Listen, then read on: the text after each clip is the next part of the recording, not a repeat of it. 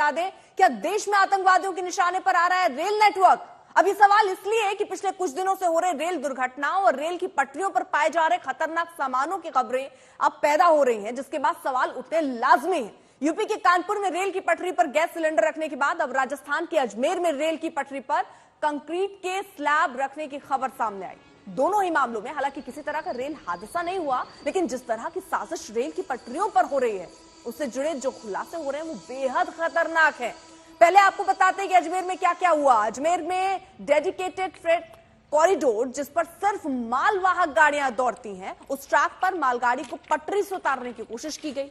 Rail की पटरी पर कंक्रीट के 70 किलो वजन वाले, जी हां 70 किलो वजन वाले 2 स्लैब थोड़ी थोड़ी दूर पर रखे गए और यही वो तस्वीर है कंक्रीट स्लैब की जिसको रेल की पटरी पर रखा गया। इसमें रेल के इंजन से लगी चोट के निशान भी आप साफ देख सकते हैं। ऐसे में 2 स्लैब थोड़ी थोड़ी दूर पर रेल की पटरियों पर रखे गए थे। इनकी जब रेल के इंजन से टक्कर हुई तो इंजन के आगे लगे सेफ्टी ग्रिल से टकराकर ये स्लैब दूर जा पड़े, लेकिन लोहे की ग्रिल पर स्लैब के टकराने का निशान साफ देखा जा सकता है। ये साजिश अजमेर में सरधरा के पास की गई। पुलिस के मुताबिक वारदात मंगालियावास थाना इलाके में हुई है। हादसे के बाद जब ड्राइवर ने इसकी सूचना बांगड़ ग्राम के स्टेशन मास्टर को दी तो फौरन रेलवे के कर्मचारियों को घटनास्थल का निरीक्षण करते देखा गया। पाया गया कि रेलवे ट्रैक को कोई नुकसान तो नहीं हुआ, लेकिन दो जगह पर कंक्रीट के टूटे हुए ब्लॉक्स नजर आए। रेलवे कर्मचारियों ने फौरन मंगालियावास थाने को सूचित किया और रेलवे की धाराओं में मुकदमा कायम किया है। पुलिस ने मुकदमा दर्ज कर लिया और आगे की कार्रवाई भी हो रही है, लेकिन अभी तक ये पता नहीं चल सका कि रेल की पटरी पर स्लैब रखने वाले आरोपी कौन है। हमारे संवाददाता भी उस घटनास्थल पर पहुंचे जहां यह हादसा हुआ।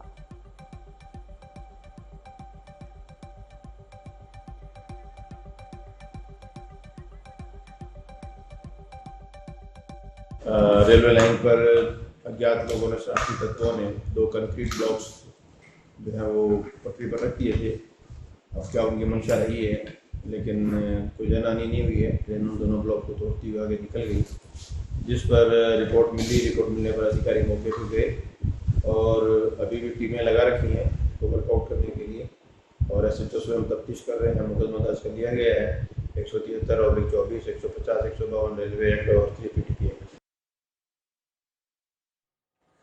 तो फिलहाल अब कार्रवाई हो रही है और ये देखिए तस्वीर भी किस तरह ये जो ग्रिल है इससे टकराया ये पत्थर। हालांकि उसके बाद मुआयना भी किया गया, अब जांच भी हो रही है। कौन हो सकते हैं, क्या कोई शरारती तत्व है या फिर इसके पीछे साजिश बड़ी है, अब जांच इस दिशा में चल रही है। क्योंकि अभी जितनी खबरें, चाहे वो कानपुर की ले लीजिए या अजमेर की ले लीजिए, ये कई तरीके की साजिश की तरफ इशारा करते नजर आते हैं प्राथमिक तौर पर। कानपुर में हुई ट्रेन को डिरेल करने के साजिश के बाद में एक ऐसी ही साजिश का मामला अजमेर में सामने आया है। इस वक्त हम मौजूद हैं मंगलियावास थाने के मंगलियावास और ब्यावर के बीच में, जहां पर जो मेरे पीछे आप देख सकते हैं DFCC का फ्रेट कॉरिडोर है। यहाँ से जो पूरी देश की अर्थव्यवस्था है वो कंट्रोल होती है। अर्थव्यवस्था कंट्रोल का नाम इसलिए कहते हैं कि इस ट्रैक से पूरे देश में मालगाड़ियों का जो है आवागमन होता है।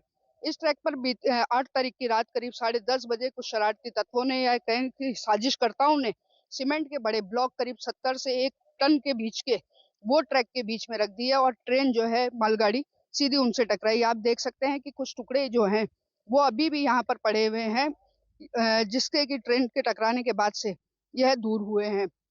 ये जो ट्रैक है यह फुलेरा से लेकर के अहमदाबाद के बीच में जाता है और DFCC के लिए ये काफी महत्वपूर्ण ट्रैक जो है वो माना जाता है।